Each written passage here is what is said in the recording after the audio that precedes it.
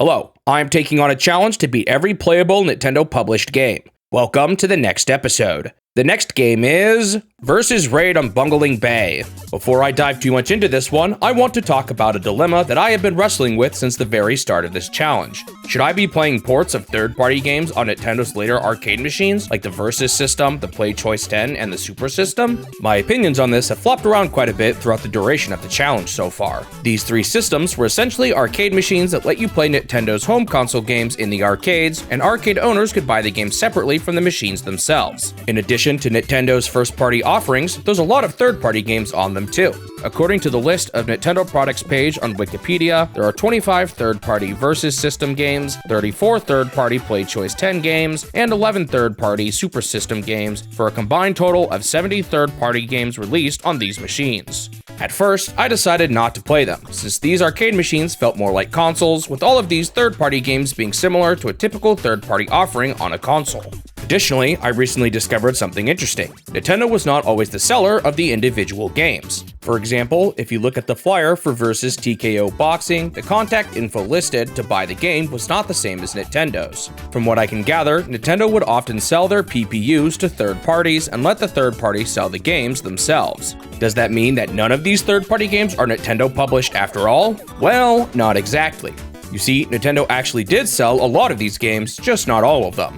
Typically, the flyer for the games Nintendo did sell featured Nintendo's name more heavily, and you'll find Nintendo's address under the contact info. For the Versus system, there's actually only a small handful of third-party games that Nintendo sold. Versus Raid on Bungeling Bay, Versus Slalom, Versus Gradius, Versus the Goonies, and Versus Castlevania. With the exception of Versus Slalom, I wasn't initially going to play these. However, because Nintendo actually sold these games, I have decided to play them after all. That's why I'm making a video on Versus Raid on Bungeling Bay now. It's unfortunately just a tad late, but the video for the other four will be at their proper times. While the list of third-party Versus system games Nintendo sold is a relatively small list, from what I can tell, Nintendo sold all of the games on the Play Choice 10. So for the sake of being thorough and consistent, I'm going to play them all. So get ready, there's going to be a lot more third-party NES games in the future. Alright, with all of that out of the way, let's talk about Versus Raid on Bungeling Bay itself. What even is this game? What on earth is a Bungeling Bay?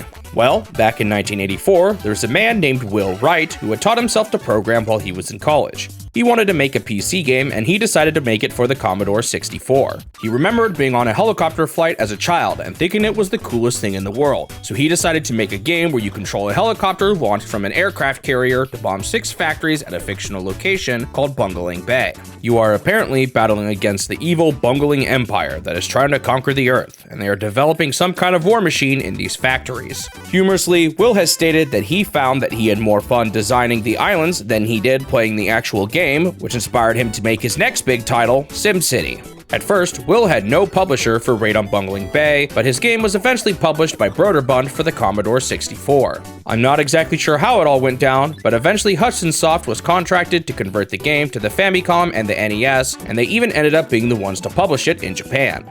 On the Commodore 64, the game reportedly only sold somewhere around 20 to 30,000 units in the US, but for some reason, the game was a huge hit in Japan on the Famicom, reportedly selling around 1 million units there. At some point, this led to a deal with Nintendo for the very first third-party Versus system game, Versus Raid on Bungeling Bay. Apparently, while a version of this was planned for the US, it doesn't seem like the Versus system version ever made it overseas, which is why the only flyer we have for this one is in Japanese. As I stated before, this was a rare case for the Versus system, where Nintendo themselves completely handled the distribution of the actual game, which is why I decided to play it in the challenge. I haven't played the NES version of this game at all, and I went into this one without really knowing what I was doing. There is a quick tutorial if you stay on the title screen for long enough, but I didn't realize it at first and I just skipped it. As I said before, you control a helicopter in this one, and your goal is to destroy 6 factories spread out throughout the map. I guess they were pretty proud of this map, as the NES manual boasts that the map is 100 times the screen size. While that may not really seem like that much retroactively, keep in mind that the original version of this game was released in 1984, and at that point, a lot of the games were still single-screen games. On the topic of the NES version, something to consider is that unlike most Versus system games I've played up until this point, I'm not playing the NES version at all, so I'm not entirely sure what was different between each version. Essentially, everything I talk about here mostly just applies to the version versus system version. For example, in this version, when you start, you are shown a map of the area before being sent off, and it doesn't look like this is present at all on the NES. Anyway, the factories on this map are always in the same places, and you need to fly over each of them and destroy them with bombs. Sounds simple, right? Well, there are a few other mechanics that kinda threw me off at first. First off, the controls of this game were a little tough to get used to. While all you really need to do is hold the direction you want to go, your helicopter will slowly turn from your current orientation to whatever direction you are pressing. It's a little hard to describe, but this was surprisingly difficult to get the hang of, especially when moving. I'm not sure if it was because of the influence of something else I've played, but the slow turning often made me feel like I should be using the left and right buttons to turn my helicopter relative to my current position, but that didn't really work at all. This was especially confusing while I was sitting still, and it also made it really hard to be precise while flying in the air. Of course, you can't just freely attack the factories either, as the enemy is constantly attacking you too. There are boats that shoot at you from the water, tanks that shoot at you from the land, and cannons placed next to each factory to shoot you out of the sky. The worst types of enemies though were these fighter jets that fly by quickly and blast you with missiles. These things were so sudden and fast, and it was really hard to deal with them properly. There are also these radars on the ground you can destroy. These things apparently can call fighter jets to the area, but I largely ignored them. I'm not really sure if that was a good idea or not.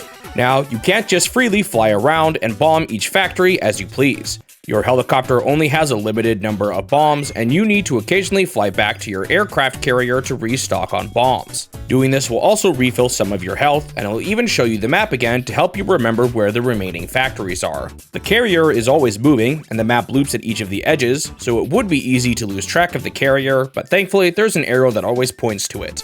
Man though, landing on the aircraft carrier was a pain. I'm not sure if I was just doing it wrong, but sometimes it took me so long to actually land on the stupid thing. I guess it must have just been really precise or something. There's one final thing you need to manage. Occasionally, enemy bombers will attack the aircraft carrier and eventually destroy it. You could keep moving after the carrier blows up, but with the limited resources, I often wouldn't last long whenever it happened. Man though, it's so difficult to hit moving targets in this game. It was so annoying to try and defeat the bombers attacking the carrier that I would often just ignore them and try to power through the levels quick enough.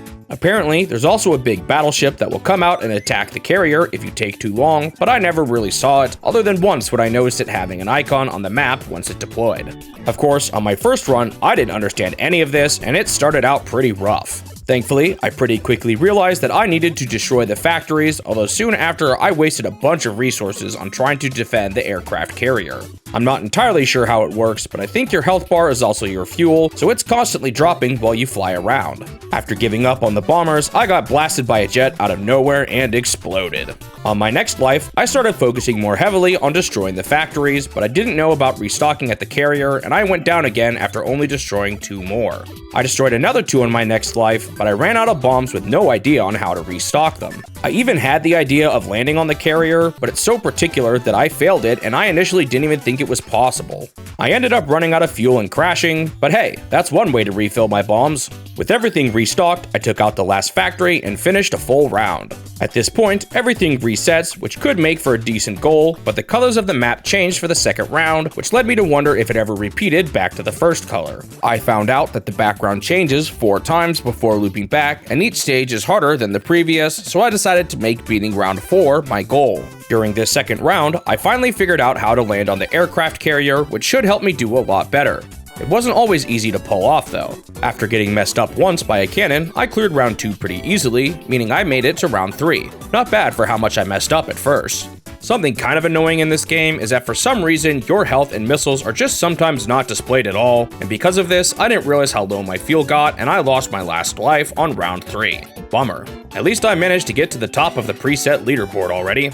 Well, now that I know how to utilize the carrier, the next run should go better.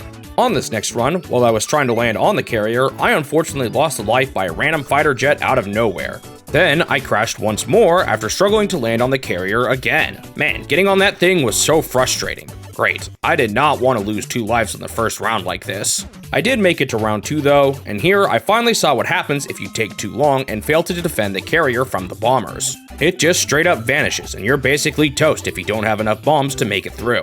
I still made it through round 2 though, but unfortunately this run isn't looking a whole lot better than the last one. On round 3, I got messed up by the enemy twice and got another game over. I think the biggest change with the increased difficulty was that the enemies did more damage, and boy was I starting to feel it. For my next run, I decided to try and be more precise with my bomb drops. If you use them correctly, you can get by with only needing to restock once per round. I didn't always pull it off, but in general, being more careful with this reduced the amount of times I needed to restock, which overall seemed to have a positive effect. Humorously, during round 2, I managed to destroy the last factory right when I ran out of health and crashed, but thankfully they moved me on to the next round, and I don't even think they took away one of my lives. This time, I finally managed to beat round 3, although I took so long that I think the battleship was deployed. I just ignored it though, since I was close to beating the level at that point. On to the final round. Unfortunately, I lost a life pretty early on here, meaning I only had 1 life left. Yikes. Thankfully, I was able to pull myself together and beat round 4, causing the stages to loop back to the start. With that, my time with Versus Raid on Bungeling Bay was complete. On to the review. Versus Raid on Bungeling Bay was definitely not my favorite. I guess the world is pretty impressive, especially for the time, but the actual sky combat wasn't all that great. The turning is really awkward, which made it hard to be precise, and the rate of fire was so slow that you often needed to be precise. The enemies also come in way too quickly sometimes, and they can just mess you up out of nowhere. I kind of like the idea of needing to manage your resources, along with needing to keep the carrier alive instead of just charging in, but defending the ship was just such a time-consuming task that it often wasn't really worth it. Oh, and actually landing on the carrier was super obnoxious too. It's not that I found the game too hard, I beat a full loop in under an hour. It's just that I found it kind of frustrating to play. I gave the game a 4 out of 10. It has some good ideas, but it's way too bogged down by the gameplay not actually being all that fun. Thanks for watching the video. If you want to see more of these in the future, make sure you subscribe to the channel so that you won't miss out on the next one. Also leave a like if you enjoyed it, since it will help the channel grow and motivate me to continue this series. I hope I will see you in the next step of my quest to beat every Nintendo game.